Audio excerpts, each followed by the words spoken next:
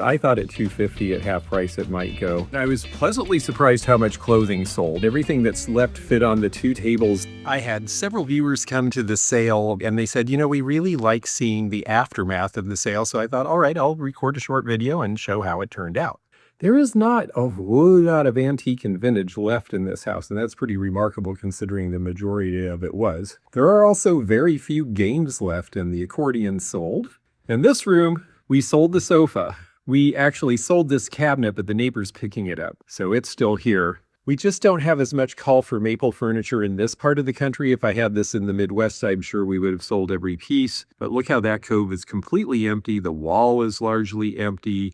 Almost all of the spice tins, except the very most worn out, are gone, along with a ton of miniatures. We just sold so many miniatures. This piece of furniture surprises me the most. We had a big price on it. I thought at $250 at half price it might go. I suspect we will list it on Facebook for the client for $200 and see if we can find a buyer. Now, again, it's going to look like there's a lot here, but remember when we started, all of these cupboards were full and all of them are taped shut because they are all empty. And this is what's left. We sold a lot of cookware. We did not sell the Franciscan medallion. We did end up breaking up a few of the pieces and selling them separately, but the Francoma is gone, and we sold the serving pieces in the Franciscan apple. We sold a number of the blue and white transferware pieces.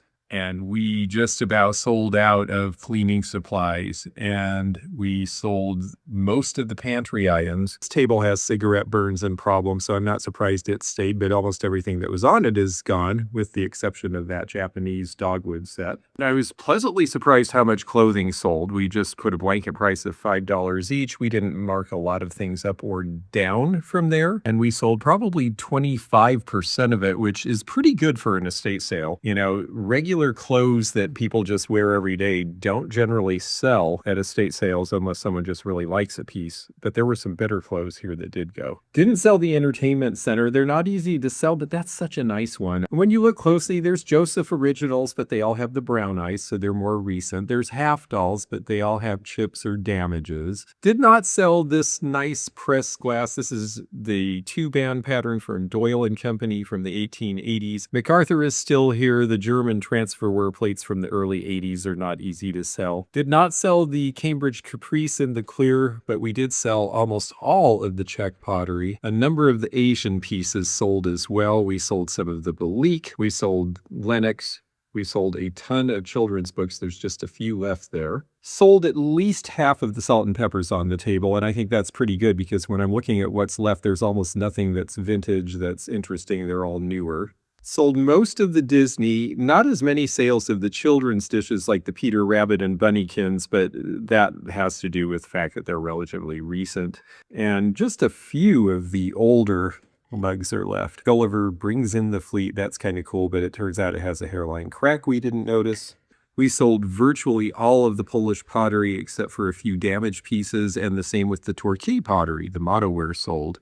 And then when we started, these drawers were just stuffed full, and they're empty now. So we're pretty happy about that. This little drop leaf pine side table, a great deal at $32.50. We sold a ton of occasional furniture. This one just didn't find its home. We sold cut glass. We sold dog figurines. We sold some early American pattern glass. Sold a number of the shoes. The Nancy Ann storybook dolls that are left had condition problems, as do most of the little tin litho pieces that are left. These dolls are all newer except for the bed doll. I'm not really surprised they didn't sell. People want older dolls these days. And we didn't sell the antique vanity. I really think this is a nice piece. Her porch chair did not sell, neither did this chair, but that's a very specific upholstery. Upholstered furniture is just tough. The sideboard server didn't sell either. We sold a number of the curling irons. We still have a number left. Exercise equipment is not easy to sell, and the big boy did not find a home. We probably sold the least in this room. The tile top server is a neat thing, but it really is supposed to have a mirror, and I think it just didn't look right to people. Twin and full beds are not necessarily easy to sell. The cards, we did sell quite a few. These are mainly very, very, very, very plentiful. So I was pleased we sold as many as we did. And then there's the garage. I've cleared off my tables, and everything that's left fit on the two tables that are remaining for the most part. We really sold a ton out of the garage. We sold most of the hand tools. We sold most of the power tools. We sold most of the yard tools. And we sold a lot of the antiques and vintage. And we sold, again, a surprising amount of clothing. When I look in here I see one old plate and one lusterware set that is kind of worn. And really the rest of this is just sort of household bric-a-brac. A whole bunch of viewers came, a whole bunch of people, some I'd met before, some I haven't. It was so wonderful to see all of you here. Thank you so much. We will have more adventures from the antique and vintage world for you very soon.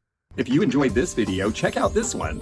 Also, click thumbs up to like this video and check the description for information about our Patreon, our memberships. We've got a lot of different levels with different perks and bonus videos and early content.